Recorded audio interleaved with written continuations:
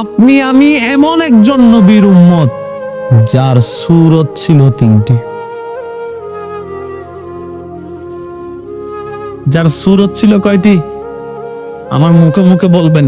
সূরতে বশরি, সূরতে মালাকি, সূরতে হাক্কি। তিনটা রূপ নবীর মধ্যে ছিল। সাহাবায়ে কেরাম যেই রূপটা দেখেছে তার নাম হচ্ছে সূরতে বশরি।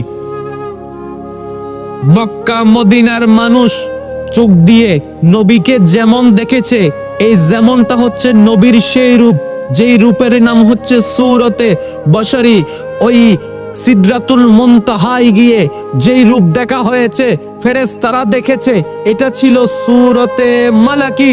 আর লামকানে গিয়ে আমার আল্লাহর দিদারে যেটা দেখেছে সেটা হচ্ছে সূরতে হক্কি।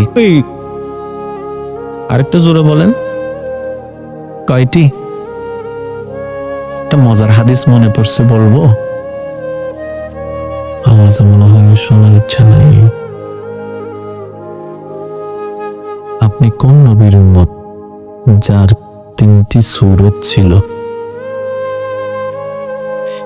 একদিন আমার নবীর দরবারে ফেরেশতাদের সর্দার জিবরাইল আসছে। আমার